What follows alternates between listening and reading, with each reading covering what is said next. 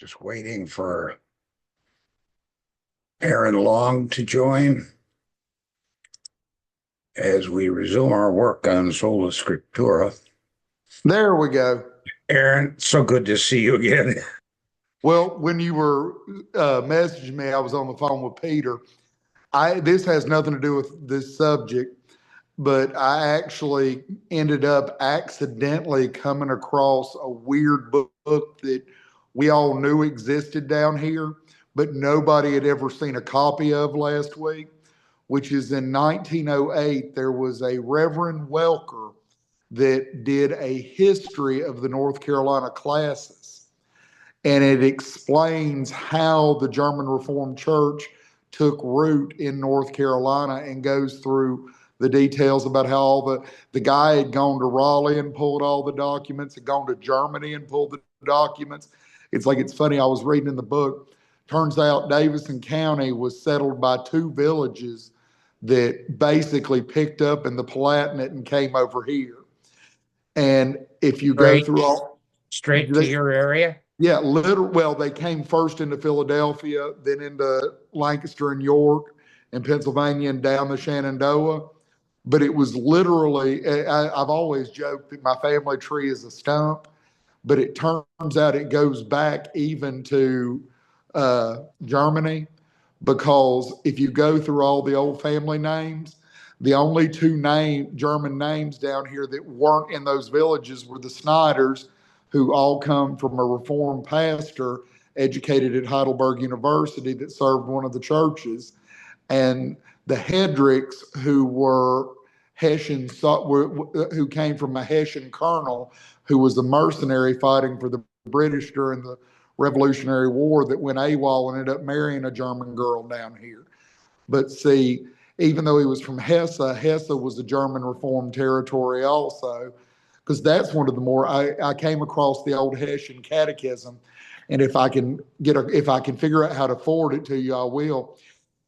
The Hessian Catechism is Luther's small, cleaned up, and made reform. And it's sort of neat if you just look at it without reading it. It looks like Luther's small, but they went through and like made it reformed, if that makes any sense. But this book was sort of an interesting book. None of us knew. We knew it existed. Nobody had seen a copy. There were only 250 that were even printed. And I had a church member bring in, that was cleaning out his grandparents' house, brought in a box of Bibles, and it was just shoved down in there. I got to see 6 of my ancestors that were clergy who had pictures in the book. I'm sorry, it was just, me and Peter have been talking about, because Peter's been doing some running on the churches in his area. One side of the valley is Presbyterian and the other side of the valley is German. Well, Peter's realized that they're all Lutheran churches now, but they were all originally Union churches that the Lutherans ended up absorbing the Reformed congregations. The same way in Davison County, we were all originally Union churches that the Reformed congregations ended up absorbing the Lutherans. And it had to do whether we could get clergy or not. And our Reformed congregations won out, because what ended up happening is in the 72-year period when they weren't sending us clergy from Pennsylvania, the elders all stood up and basically took over the churches, and a handful of the elders ended up convincing the classes to ordain them pastors, and they took over the churches. Interesting. Let me ask you a question. I don't want to get into it too deep. Oh, no, that's fine. But it arose from, well, a couple things. First of all, get quick sides. I was thinking today as I was going in to get some food, how much of a miracle, and I use that in a certain sense, not a charismatic sense, a miracle as something of a wonder that invokes wonder and amazement in that more limited, narrow sense of the word. What a miracle it is that you, Aaron Long, and I was going to ask you how many generations you go back into Lexington area, as German Reformed, And I don't know, I met you several years ago, Mhm. I guess Facebook maybe.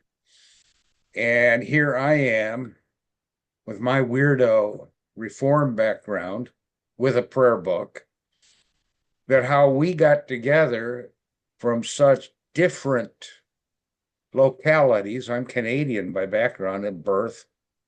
And here you are down in Lexington as German Reformed, catechetized, which I love. And for our laity, we always want to keep an eye on the laity. The Catechesis, the Heidelberg Catechism, doesn't come any better than what Aaron got and stuck to and still does. And I'm right there with you on your Well, work. I've been preaching through it if you've been paying attention. I haven't caught that. No, I started first Sunday of Advent because I got to thinking I lost my copy where the Heidelberg had been split up to go along with the church year. yeah, So I decided to reorder it. I decided to recreate it. So I started first Sunday of Advent. I did day 1 and then day 2. Then I did day 9. I did God the Father. And then I did on the Sunday that closest to Christmas, I did the Christmas Heidelberg passage. Then I did day 6, and I think I'm doing day 7. I did day 7. I got it written down in the office. But basically, I've gone back to setting it up this church year to go back through it and split the days out according to the liturgical model. yeah. Because, Donald, it's one of the things that's funny you bring. I've got 17 underground here, 17 17 relatives, generations. 1-7. Yeah, underground since 1757. Oh my word. And between the Longs and the Snyders, I've got, I think it's 9 clergy I'm directly from. Oh my word. That's before this Revolutionary War Yeah, we all fought in the Revolutionary War. against the Brits. Well, it's funny. Yeah, it's funny. The Snyders, I'm going to tell this story because my grandmother's gone, so I can tell it now because she used to get so mad when I told this story. Reverend Jacob Schneider graduated from Heidelberg University in 1767, was called to pastor First Reformed Church in Frederick, Maryland, when it was still German speaking. He got 3 girls in the congregation pregnant. He got ran out of Frederick, Maryland on a rail. He came to Pilgrim Lutheran Reformed, Pilgrim Union Church. And while he was there, he was the founding pastor of Bethany, my home church, Bex, and Beulah. Bex was 1787, Beulah was 1788, Bethany was 1789. When George Washington did his Southern tour as president and stayed in Old Salem, he recognized the Reverend Jacob Schneider as being one of the biggest supporters of the revolutionary cause in this part of North Carolina. And Reverend Jacob Schneider was awarded a couple of 1,000-acre land grant along the Yadkin, where as a benefit of the Black Robe Brigade that he was a part of. And he ends up becoming, even though he got in trouble in Frederick, he ends up becoming one of the recognized war heroes from the Revolutionary War down here. But no, it turns out, I also found out that Reverend John Long was an assistant chaplain to Dabney under Stonewall. And he had the Clodfelters, some of my other family, they all rode under Stonewall, and Reverend John Long was an assistant chaplain. And because we were anti-slavery at the time, they fought for Stonewall. They did not fight for the Confederacy. And when Stonewall was killed, they actually left the military and came back home because they were not going to fight for a general that believed in slavery. They would fight for North Carolina, they would fight for Virginia, but they would not fight for the Confederacy. Gotcha. Interesting. But they were friends with the couple of the pastors were friends with Dabney. There's been some interesting things I've come across, but what it comes down to, what I wanted to share is, see, we ended up, and the book emphasizes this with both the Lutherans and the Reforms talking about it, is the reason why we were in Davidson and Rowan County able to maintain a strong confessional status in the face of the Baptists and the Methodists, in the face of the liberalism in the later years. It all comes down to two things. It comes down to the catechesis and the liturgy. When you have proper catechesis that is a lifelong process, and when you have a stable liturgy that is maintained, that is biblical and maintained, you end up being able to resist all intrusion from outside. Because what they do is they form a biblical worldview.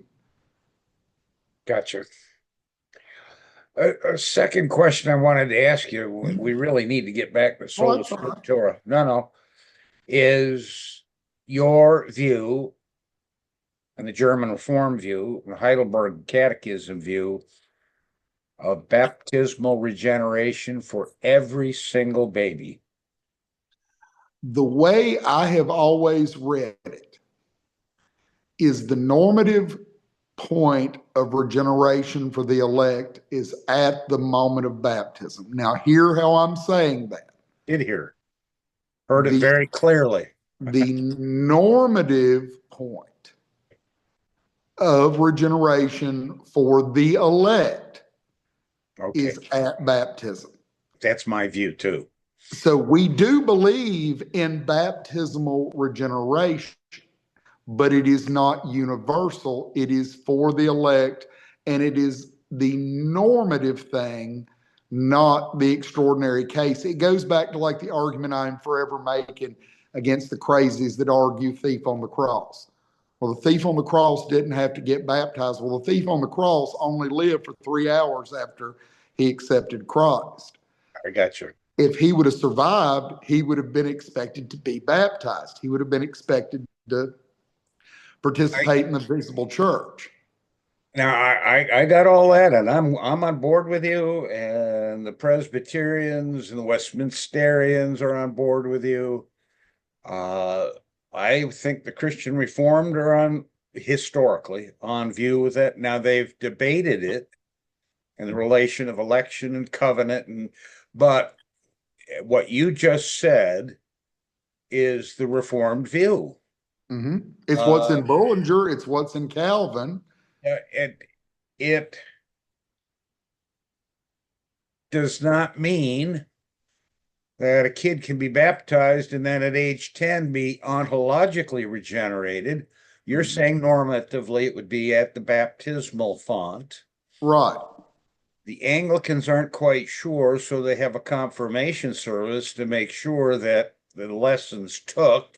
Well, see, we have confirmation. We have always had confirmation. Yeah, my point I was talking to Roger DeBerry this morning, who was telling me that the Anglican view is that head for head, every single child, elect and reprobate, are regenerated. And he said all these small denominations, the Netherlands, the German Reformed, the tiny church up in Scotland, they might hold to what you and I are talking about, but not the Anglicans. We hold to every single baby that we put the water on is in fact ipso facto regenerated. And I said, well, then you've got kids that fall away. And he goes, yes. So he's got them with illumination, regeneration, totally made new, original sin steamrolled, justification, the whole redemptive package. And they can walk away from that. Whereas the Reformed, and I'm a Westminster man, are much, much more careful, would agree with you that the normative thing is that the elect child will be, he says all infants, elect and non-elect, is the Anglican view. And I don't, he told me he's Well, changed his views since when he was with the REC in England, which held to what you're talking about, but also made allowances that the person could be 30 when the time of sovereign regeneration occurs. So, well, Donald, I'm gonna give DeBerry a little grace. And the reason why I'm gonna do it is I really think in a lot of Protestant and pseudo-reformed and even Lutheran circles, where that view comes from may not be solidly scripture, but it comes from a place where they don't want to believe that babies can go to hell. It starts from a place to where they want to make sure that the people who die in infancy and childhood can theologically get into heaven. I get you.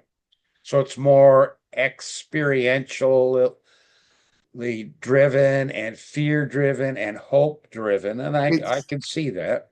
and I would still call them brothers simply because I get where the motivation is, and I don't think it's coming from a bad place I got because I don't think it's coming from the same place where you get. Been reading a lot of Lutheran stuff lately, and one of the things that I've come across is a lot of the stuff in Lutheranism that looks like papism isn't coming from the same basis as papism. It's coming from a place that we see some of these acts in the early church. We're going to maintain them, but we're not going to try to get into. And actually, Luther, I wish I could remember where the passage came from. Luther, talking about baptismal regeneration, because this was in one of the books, started to talk about how he believed in baptismal regeneration, but he refused to get into the Aristotelian papist argument because he believed that once you started down that path would ultimately lead back to heresy. He said that he would much rather maintain a biblical standpoint, even if he emotionally felt one way or another, rather than trying to get into the schoolmen. It's Luther's word. He did not want to get back into the schoolmen because he said that the more you parsed it, the worse the heresy got. And I just wanted to get your take on it as a long-term catechized Heidelbergian. And also, how's your congregation doing with working through the catechism? oh, they love it. I mean, it's like it's like I was telling Dr. Brantley the other day. These churches have been in the UCC, and I get this excuse a lot of times when I start to reintroduce our traditional practices where they've had UCC pastors for years. Well, it's going to scare them off. What I have discovered in every church I've been in is when I revert back to what they did for generations, it's like riding a bike.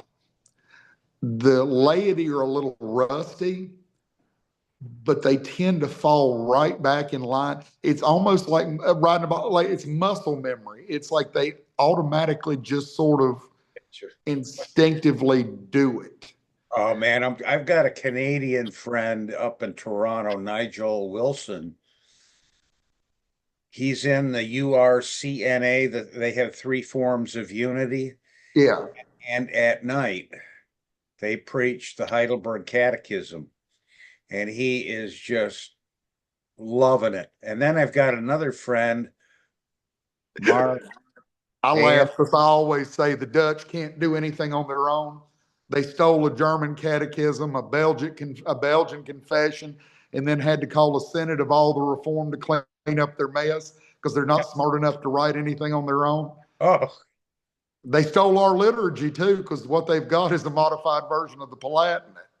yeah. And then Mark Vandermolen, an attorney out in North Dakota or somewhere out there, he grew up on the three forms of unity, URCNA now. And in their evening services, they are working through the Zondags, the Mhm. Lord's Days.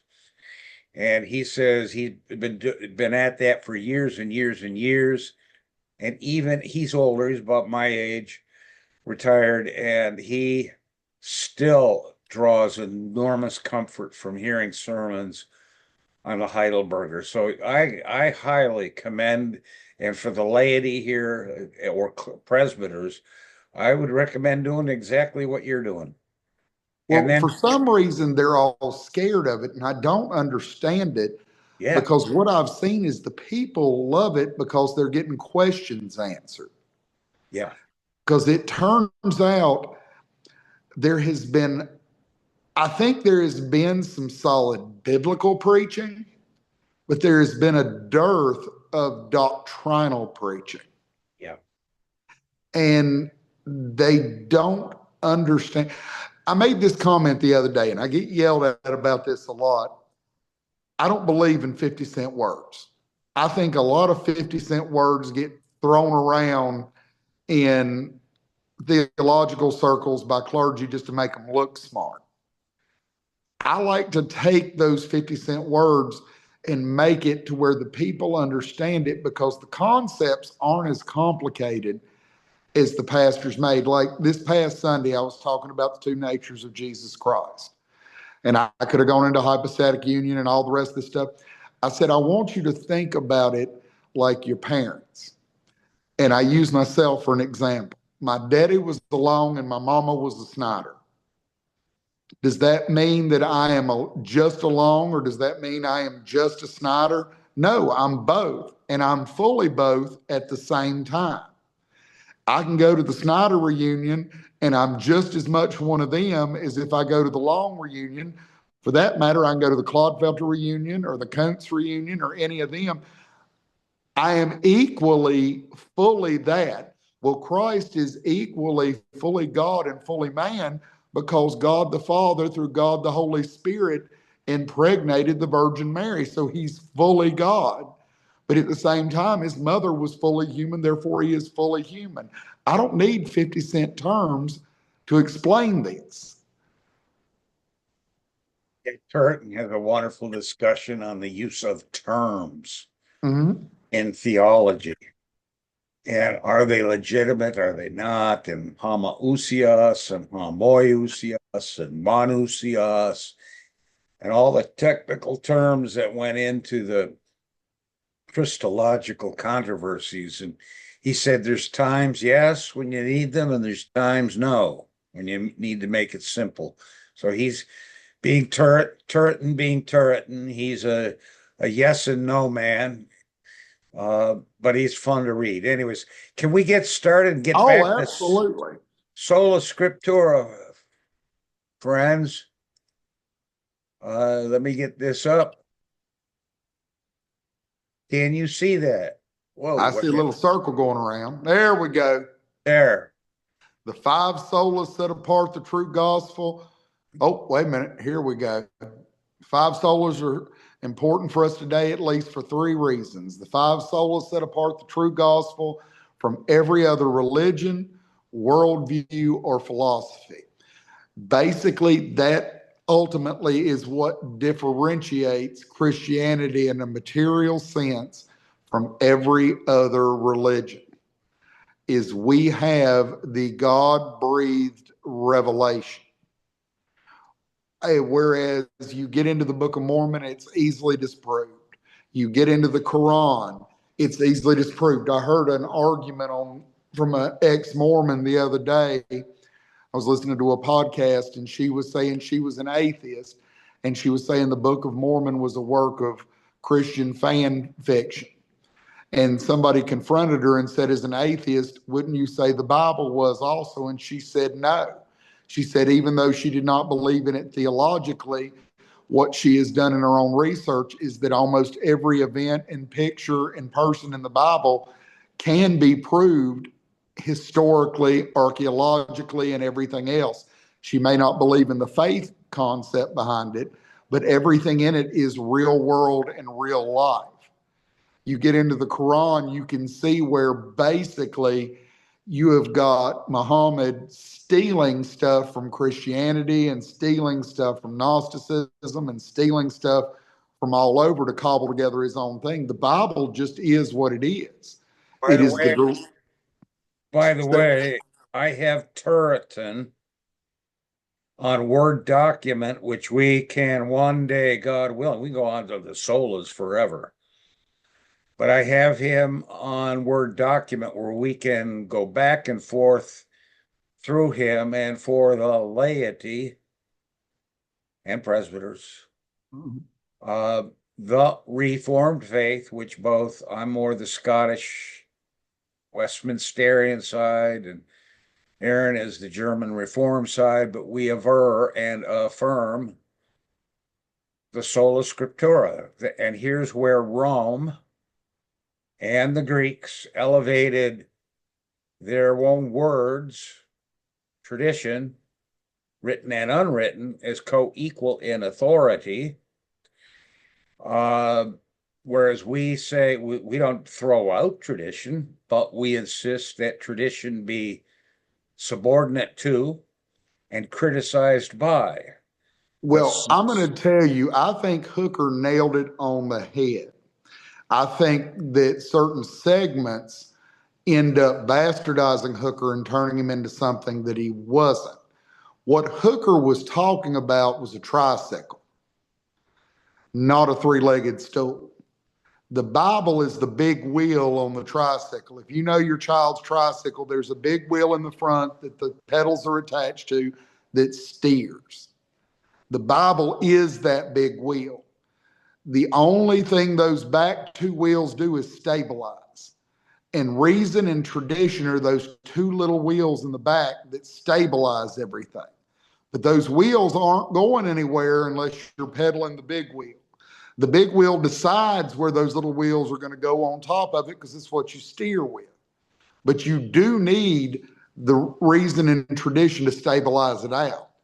And then it all becomes completely unwieldy when Wesley adds in experience, because experience ends up creating a big mess where what reason, tradition, and scripture teaches objective, reason makes it, and experience makes it subjective. I understand that. I'm with Dr. Gerald Bray, who said that Hooker is overrated. I'm not saying he isn't overrated, but I'm saying it's a good example. And he is nowhere near Calvin, not by a close shot. And I get tired of all the Anglicans going back to Hooker. Well, there's not an Englishman until Perkins that can hold a candle to Calvin. Say that again? There's not an Englishman until Perkins that can hold a candle to Calvin. Yeah. I would actually put Perkins above Cranmer and Jewell and the Martyrs as far as the theological mind. I would say that is true of Cranmer. I don't know about Jewell. Jewell was a student and a traveling partner with Peter Vermigli, and is a reflection, in my mind, a mirror of Vermigli when he went back to England. And I think Vermigli may have died in Heidelberg, if I'm not mistaken. He did. And he was a teacher there. Donald, can I back up for a second? Now that I don't mean to take us off. No, go ahead. There is something that has been going on, and I'm not going to name names, but I have done the research and gone back and I corrected I was correcting what I thought.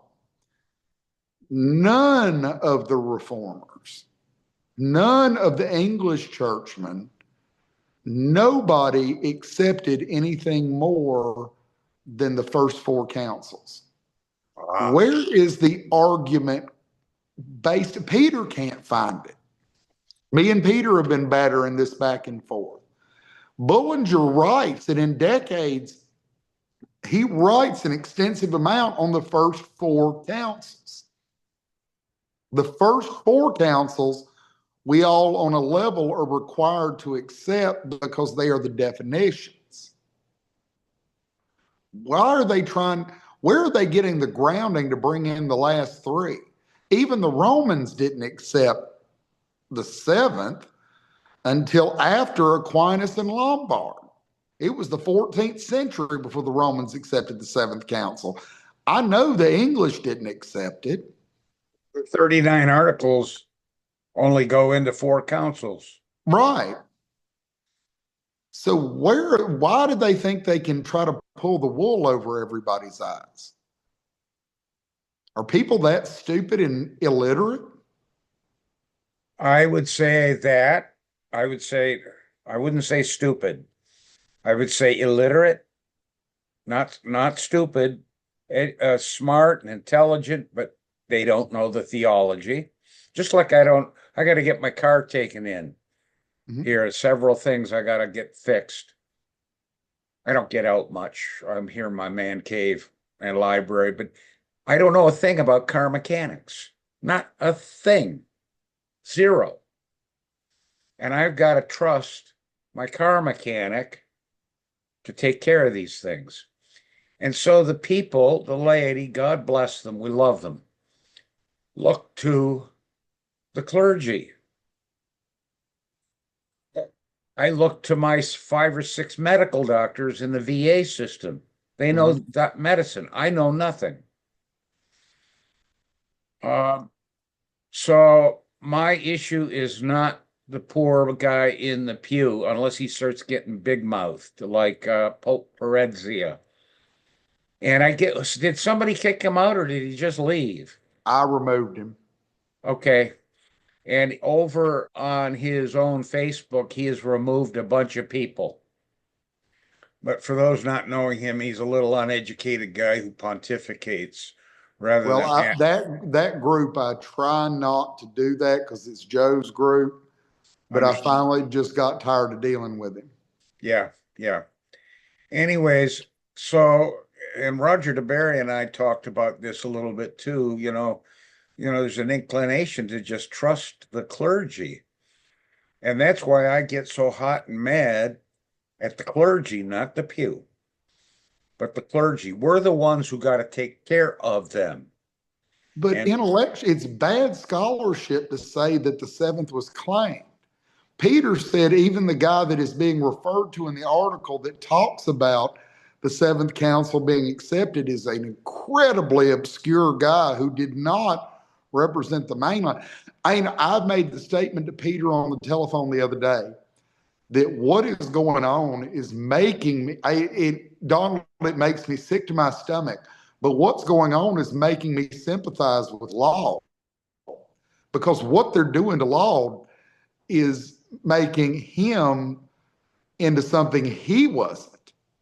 Are you talking about Archbishop Laud? Yes, they're making the Caroline Divines in Laud into something they weren't. Who and where is this going on? I don't want to mention names. Why not? It was they can defend themselves. It's Sutton's book. I just got that yesterday. Is it you talking about Reformed Catholic? Yes. This one. Yes. And first of all, he stole the term from the Mercersburg movement because we used it first and not the way he's using it. These guys are all hyper Suttonistas.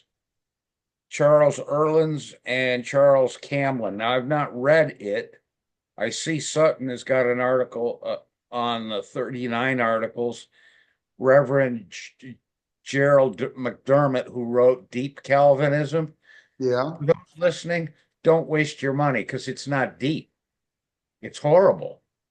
Sutton's got one of the Book of Common Prayer. He's got the introduction. He's got chapter 3 on the sacraments, Greg Peters spirituality in 5, and then Sutton on 6, McDermott, and Dr. Boersma on justification. I can't wait to read that.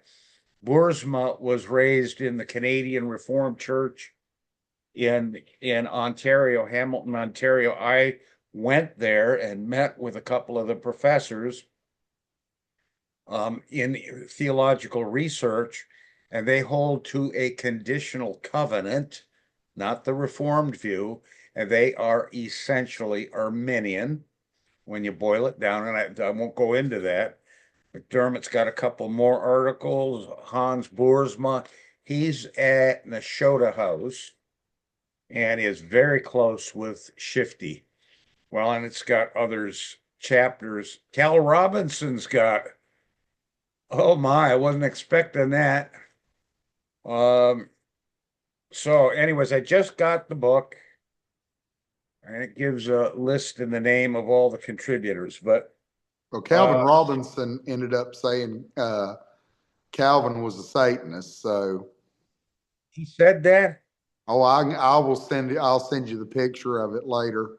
Yeah, I got please. it screenshotted. Yeah, please do, because I've run into Murphy's defending Calvin Robinson.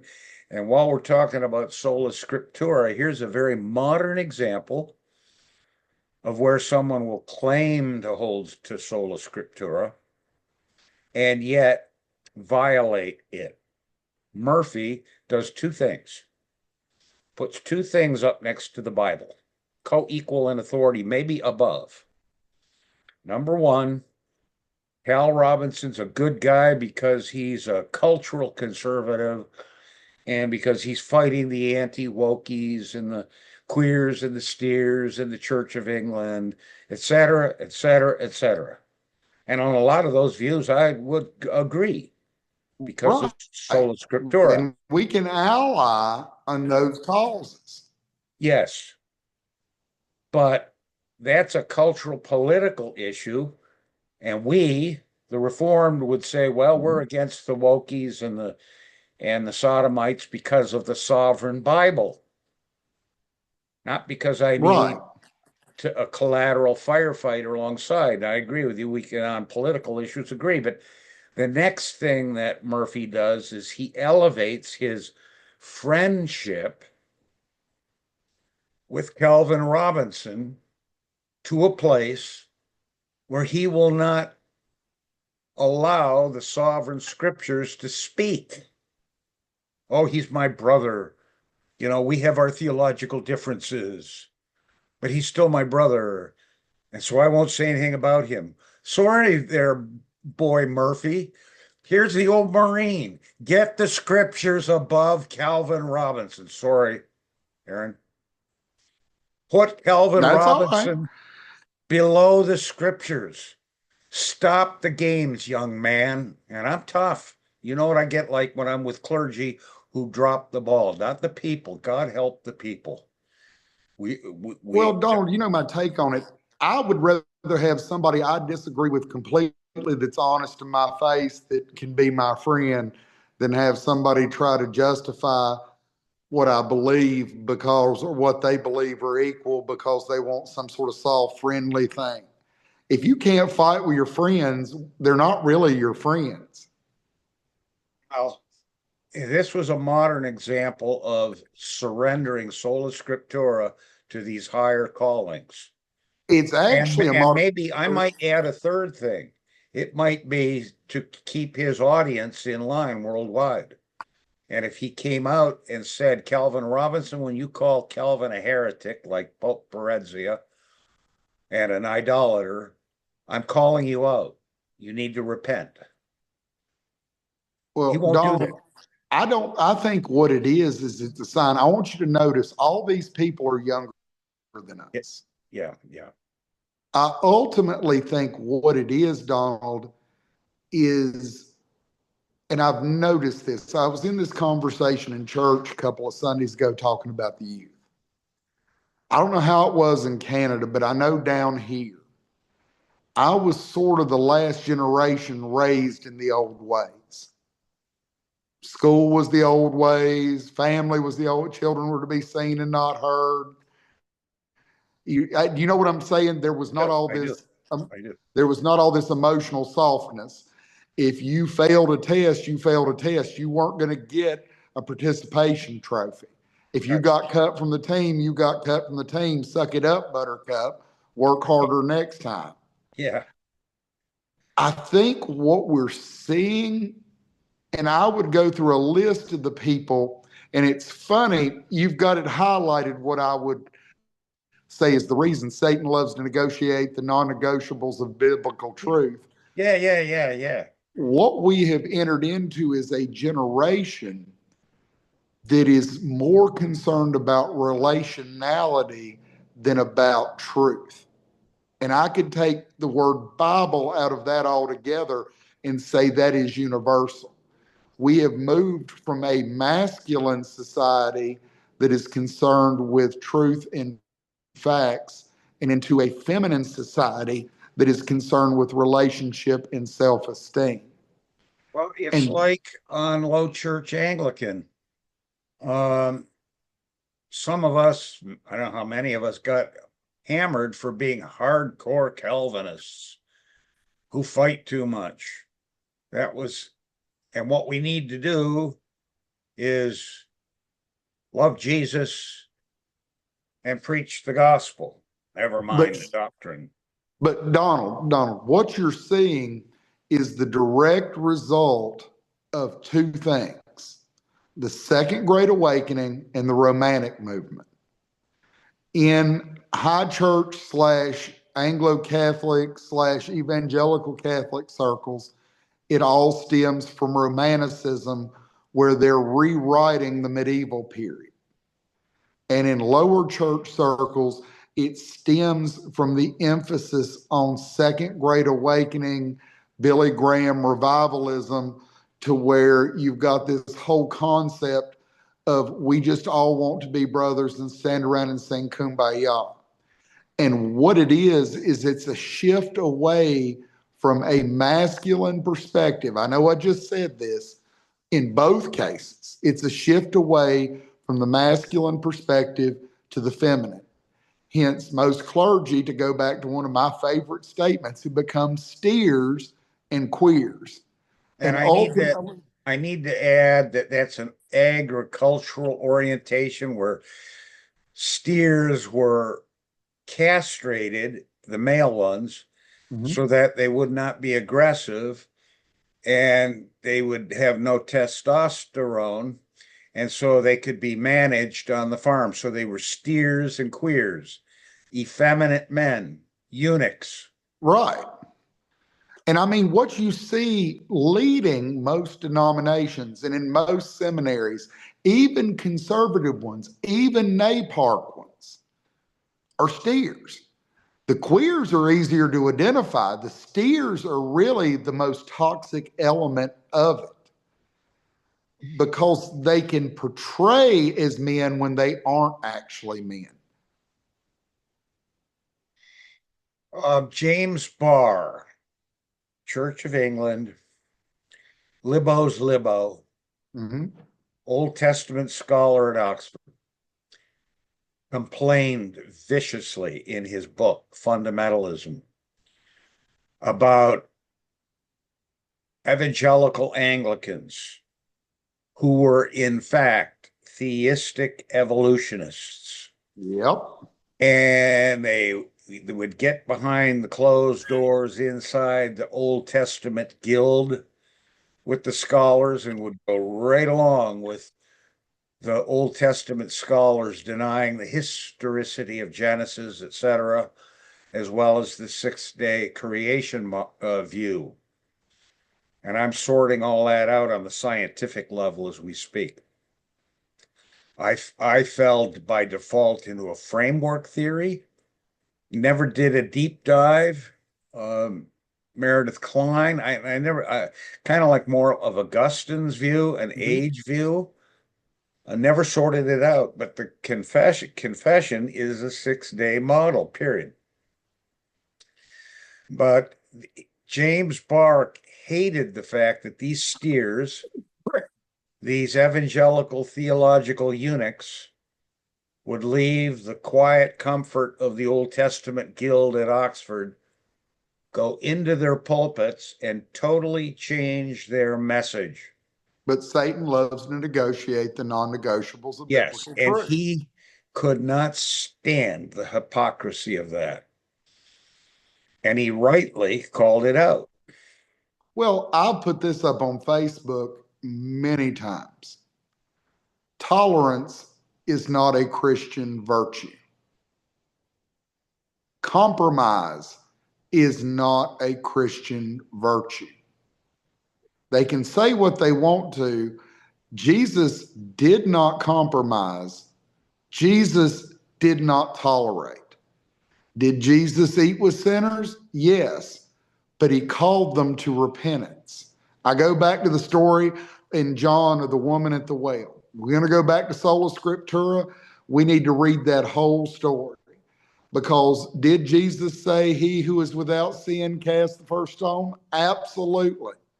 Did Jesus forgive her and embrace her? Absolutely.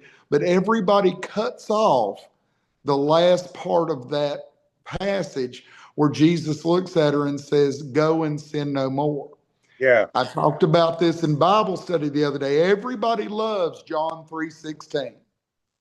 Nobody wants to read John 3, 1 through 15, and nobody wants to read John 3, 17 through 21.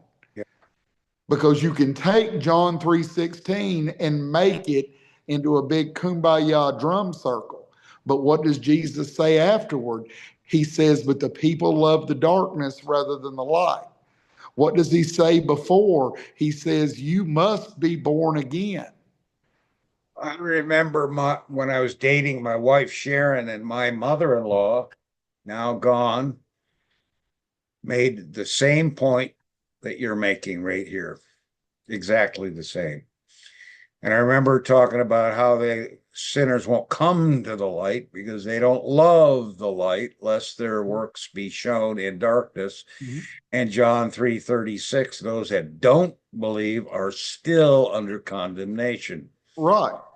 And, I've been speaking of Sola Scriptura and doctrinal compromise and theological eunuchs.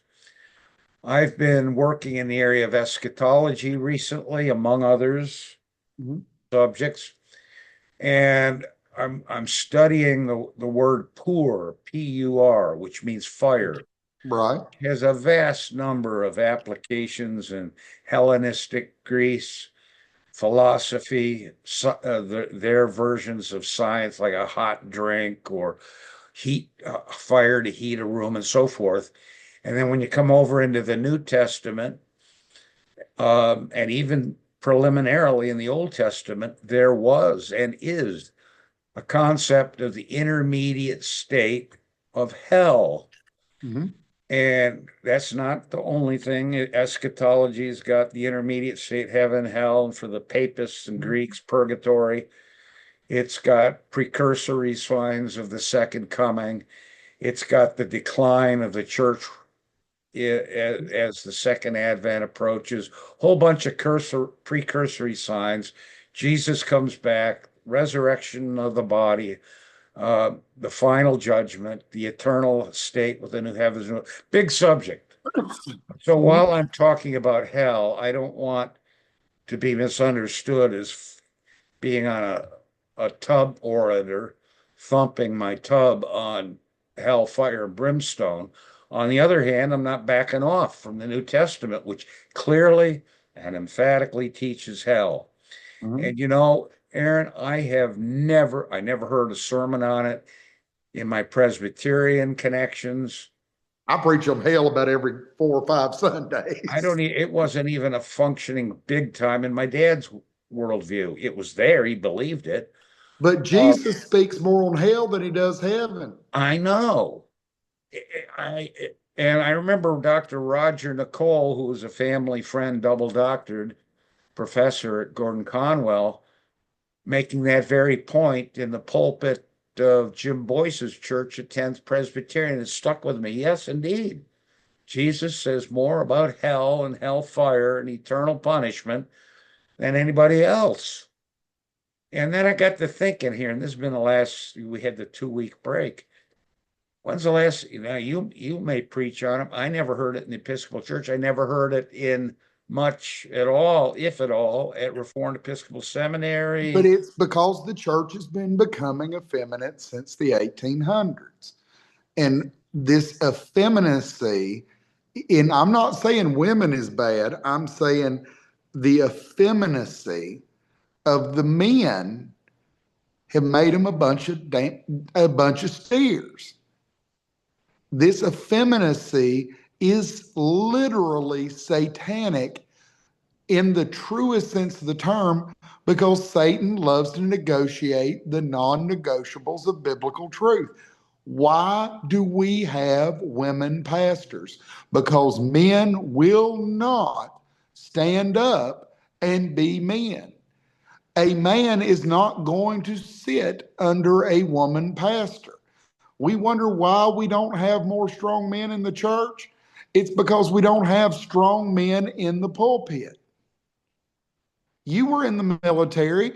You're not going to follow some limp-wristed little weak girl boy. You want somebody that's going to charge over that hill in front of you and is going to take the fight to them. World War II, why did everybody listen to Eisenhower? Why did everybody listen to Patton? Because they'd stand up and say what needed to be said. Yeah, I was talking about Chesty Puller with Roger DeBerry yesterday, and how in the Korean War, he was a Marine Corps general, very famous in Marine Corps history. And he said, boys were surrounded. Good. They won't get away this time. Fire in every direction. And that was the idea. We're going to fight. We're not going to stand down and retreat. We're not going to surrender. And he got the nickname Chesty because when he would travel around, he would bump his chest into the Marine Corps officer as a show of alpha dominance. Right. And he would, he would do that, and everybody knew he was the general and he was in command, and you're going to be a tough guy like me. Preachers need to be war band leaders. They need to be the ones that stand up and lead the charge. I tell my crowd every time I get a chance, there is nothing I'm going to ask of you that I ain't willing to go out and do myself. We need to be on the front line. And every time I hear these pansy, weak, effeminate preachers saying, oh, I've got to have a day off during the week, or I need a sabbatical, or I spent 40 hours working on a sermon, that counts as my work, I say, suck it up, buttercup. You were called. This ain't no job. Get off your ass and do what the good Lord made you to do. You are going to spend weeks on end on limited sleep doing what you're called to do if you're truly called to do it. This ain't no job. You don't get a day off. It's why I don't own any clothes other than my clerics, because every day when I get out of my workout clothes, I slap on my uniform because I'm going to war. And I'm going to be at war until the day the good Lord puts me under the ground, because that's what we're made to do. If you ain't worth it, if you're scared to fight, get out of the pulpit, shut your mouth, and go hide with the women and the children in the basement. Speaking of which, on this issue, and going back to this book we're talking about by Chesty, Chesty bought into Dominionism of theonomy back in the mid 1980s. Blah, blah, blah. I followed him since 1985. In my ordination exam before Leonard Riches, who they'll bury on Friday, Dr. Fisher, Old Testament, and Reverend Neil Beck, Dean of the seminary. I warned them about Chesty and blah, blah, blah, a lot of history. And by 2003, when I got out of the military and I talked to Dr. Fisher, he said Chesty never lost his impulse to authoritarianism. What that means is that Chesty will fight to dominate others. He loves to lord it over others. And I want to look for that in this book because he has brought his dominionist thinking to the Anglican Church of North America, even to the point of heretically and as an apostate. I call him an apostate with that Anglican office book with 250 collects to departed saints, which is an attack upon the sufficiency of Christ in his redeeming work and definite atonement. He's willing to go that far as an authoritarian. Now, what do? What did all the bishops do when I brought that up? I sent 100 emails over a 1-year period, and you may have gotten some of them. I did. Taking on Shifty. Not one, all the ACNA, REC, and FCE bishops got it. All of the REC churches, every single REC church, about 100 ACNA churches, about 200 PCA, big PCA churches, all Reformed seminaries, Reformed Bible College, Ligonier ministries. I sent those 100 emails out over a year. Not one bishop stood up against Sutton. Not one. We're talking about not effeminacy. We're talking about utterly castrated males with no testosterone level. Ain't none of them got no testicular fortitude to actually None. be the man good Lord made them to be. Yeah.